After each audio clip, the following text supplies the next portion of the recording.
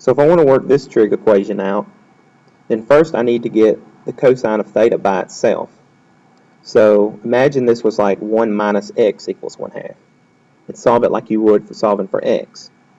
So I need to move this 1 over, so I subtract 1 from both sides. So I have negative cosine of theta equals 1/2 minus 1 is negative 1/2. Now this is negative cosine theta. I don't want negative cosine theta. So to make that positive cosine theta, I divide both sides by negative 1. And so I have cosine of theta equals a positive 1/2. Cosine is going to be positive in the first quadrant and in the fourth quadrant. So that's where we want our two answers to come from. So what I need to do is figure out the reference angle, the angle in the first quadrant, and then I can use the formula 2 pi minus the reference angle, and that'll give me its multiple in the fourth quadrant. So I say the cosine of what is a positive 1/2 in the first quadrant? Pi over 3. To get its multiple in the fourth quadrant, I'll say 2 pi minus pi over 3. So get a common denominator. That's going to be 12 pi. No, sorry. It's going to be 6 pi over 3 minus 1 pi over 3. That's going to be what? 5 pi. It's not equals 5 pi over 3. So my two answers are pi over 3 and 5 pi over 3. All right, let's look at another equation.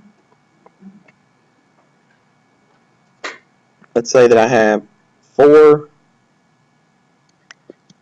cosine squared theta equals 1. So think about this kind of like it was 4x squared equals 1. If I wanted to solve for x, first I would divide both sides by 4. Then I would take the square root of both sides. Well, I do the same thing here. Divide both sides by 4.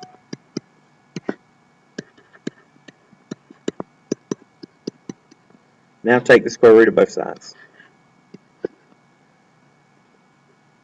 So I get cosine of theta equals plus or minus the square root of 1 over the square root of 2. I'm sorry, the square root of 1 over the square root of 4, which is what? 1 over 2. So this means that I want the answers. I want the angle measures.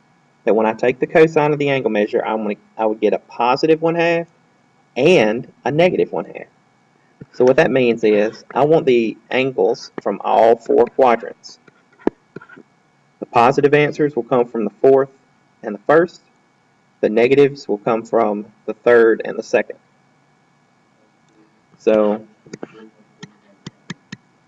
in the first quadrant, that's pi over 3.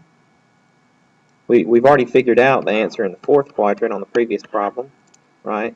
It's 2 pi minus theta, so that's 2 pi minus pi over 3. That's 5 pi over 3. In the second quadrant, we say pi minus theta, so it's going to be pi minus pi over 3. That's 2 pi over 3. Pi minus pi over 3. That's 2 pi over 3. And then pi plus theta in the third quadrant. So pi plus pi over 3, or 4 pi over 3. And the way we want to list our answers, theta equals pi over 3, 2 pi over 3, 4 pi over 3, and 5 pi over 3. So if you solve a trig equation that has a squared in it and a constant, then you will have to take the square root of both sides. And when you do that, make sure you put a plus or minus in front of your constant on the right side. And if it's plus or minus, that means we want the answer from all 4 quadrants. The 2 where it's positive and the 2 where it's negative.